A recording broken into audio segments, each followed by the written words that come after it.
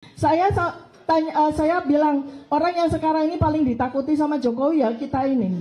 Kenapa? Karena kita bertiga ini bocah edan kabeh. Tepuk tangan dong buat Dr. Diva. Bismillahirrahmanirrahim. Assalamualaikum warahmatullahi wabarakatuh. Saya penulis yang ketiga dari buku ini dan sekaligus pungkasan ya. Dan terpaksa harus berhenti karena kita sudah bersepakat bahwa buku ini tidak boleh lebih dari 700 halaman. Jadi yang seharusnya saya dapat jatah 7 bab, terpaksa saya hanya memasukkan 5 bab. Yang 2 bab lagi kami kembangkan kepada buku yang kedua. Nah, sebelum saya menyampaikan hasil penelitian saya yang sudah saya jalankan tuh sebetulnya sejak akhir 2022 ya, gitu ya. Beberapa ilmu baru yang sangat bisa membantu digital forensik. Karena gini, ilmunya Bang Rismon itu kan ilmu terhadap benda mati gitu ya. Nah, kalau ilmunya Mas Roy itu benda setengah mati setengah hidup. Karena kan telematika ya, jadi objeknya objek mati tapi bisa objeknya objek mati dan hidup. Nah, kalau saya kan objek saya kan benda hidup, manusia. Nah, selama berpuluh-puluh tahun, ilmu untuk bisa mengidentifikasi dokumen dan sebagainya itu menggunakan ilmu digital forensik dan telematika. Tapi boleh dikata hampir tidak pernah menggunakan bantuan dari pemilik dari dokumennya. Ya, padahal dengan ilmu yang belakangan lah ya, sekitar 5 tahun ini saya tekuni tentang neurobehavior, wajah seseorang itu dokumen yang terbuka. Kalau dokumen kertas ataupun dokumen digital itu bisa dimanipulasi. Tapi kalau wajah seseorang nggak bisa, ya. Jadi wajah itu adalah dokumen yang terbuka, dokumen yang tidak bisa dipalsukan sesungguhnya. Nah, maka dari si wajah inilah kemudian muncul beberapa ilmu atau beberapa instrumen, beberapa knowledge gitu ya, yang bisa membantu bagaimana melengkapi hasil temuan dari digital forensik dan telematika. Jadi waktu gelar perkara khusus ya, yang kami bertiga ini diminta menjadi saksi ahli, saya bilang sama Dirtipidum Bareskrim bahwa Anda itu sebetulnya harus melihat kami ini sebagai aset. Ya, tambah lagi dengan ilmu yang saya tekuni. Karena kami itu bisa sangat membantu kepolisian. Bahkan dengan gabungan ilmu kami, lie detector saja kalah akurat begitu. Ya. Jadi ini perhatikan Bapak Ibu semuanya ya. Jadi ini adalah ilmu yang namanya facial action coding system. Bagaimana otot-otot wajah ya, bagaimana anatomi wajah yang berasal dari bagaimana seseorang itu berperilaku seumur hidupnya, itu memberikan informasi. Jadi ketika orang itu jujur ya, akan ada kode-kode yang bisa diekspresikan oleh wajah. Ya. Apabila orang bohong apalagi ya. Jadi itu, dan kemudian selanjutnya saya kuantifikasi. Lanjut. Oh ya. Nah, seperti itu ya. Jadi wajah seseorang, ini wajah karikatur dari Joko Widodo ya, sebagai subjek penelitian saya. Itu wajah ini adalah hasil print out dari otak. Jadi ya, kalau dokumen itu kan print outnya kertas dengan tinta dan sebagainya. Tapi kalau wajah ini adalah print out dari otak. Ya, otak sebagai mesin tercanggih di seluruh muka bumi sampai akhir zaman, itu ternyata salah satunya bisa di-print out dengan wajah. Dan para ahli saat ini termutakhir itu bisa melakukan print out terhadap bagaimana mimik wajah seseorang. Jadi dari tahun 2022 sampai dengan hari ini, itu saya melakukan penelitian, observasi terhadap sekitar 500 ekspresi dari Joko Widodo. Baik dari bagaimana dia berpidato, bagaimana dia bercerita, bagaimana dia berekspresi, terutama yang terkait dengan ijazah. Artinya kalau Joko Widodo lagi ditanya tentang ijazah, ekspresinya seperti apa, itu diinstrumentasikan dan kemudian saya tulis dan saya nilai secara statistik. Nah, ini nanti supaya Bapak Ibu semua bisa melihat ya hasil dari statistik yang saya saya hitung juga sudah lengkap. Lanjut. Ya, jadi ketika Joko Widodo itu ditanya tentang ijazah atau tentang kuliah, ya, tentang segala sesuatu yang berkaitan dengan pengalamannya masa mahasiswa 40 tahun yang lalu ya, tahun 1985 begitu ya. Seharusnya yang terrecall, yang kemudian keluar dari otak, itu bukan otak depan, tapi otak tengah, namanya hipokampus. Jadi kalau orang ditanya tentang memori, maka yang keluar itu bukan saya KKN di Desa Ketoyan, Kecamatan Wonosegoro, Kabupaten Boyolali, bukan. Tapi ketika dia ditanya tentang kuliah, ya, mungkin dia akan lupa di mana desa dia, tapi dia tidak akan pernah lupa ketika dia diceburin di kali sama temennya. Ketika kemudian dia malam-malam dia ketakutan karena ada pocong, misalnya seperti itu ya. Itu yang akan dia ceritakan. Kenapa? Karena hipokampus itu bicaranya seperti film. Seperti kita tuh tiba-tiba ketika kita ditanya KKN atau ketika kita ditanya waktu kita kuliah ya, itu yang keluar itu bukan narasi-narasi tapi sebuah film. Nah, sehingga ketika seseorang itu ditanya tentang kuliah atau tentang ijazah itu atau tentang dia wisuda, maka yang tergambar itu ekspresinya. Ya, ekspresinya. Bukan seperti yang selama ini kita lihat dari ekspresi seorang Joko Widodo.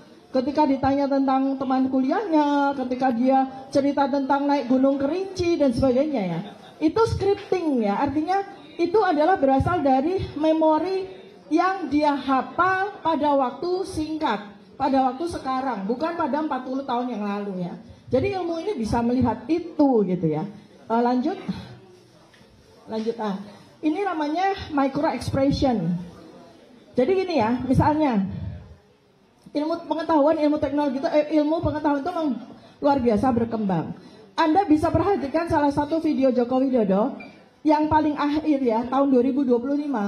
Ketika dia defense, bertahan ketika dia ditanya sekali lagi, dicecar tentang dosen pembimbing Kasmujo, kemudian berubah menjadi Dr. Insinyur Ahmad Sumitro ya.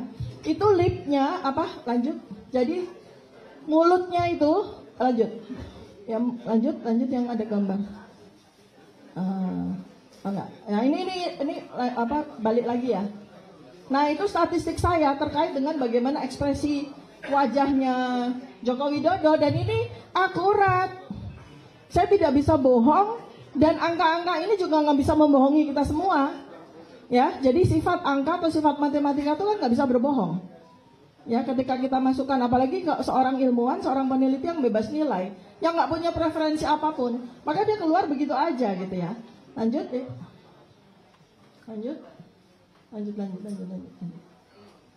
Ya. Nah, itu seperti itu.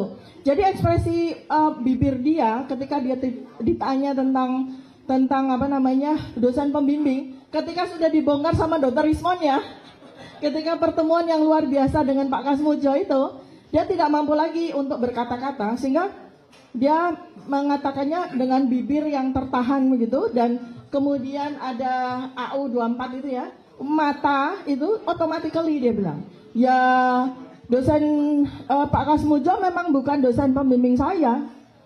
Pak Kasmujo memang bukan dosen pembimbing saya. Dosen pembimbing saya itu Profesor Dr. Insinyur Ahmad Sumitro. Nah, itu tercapture ya.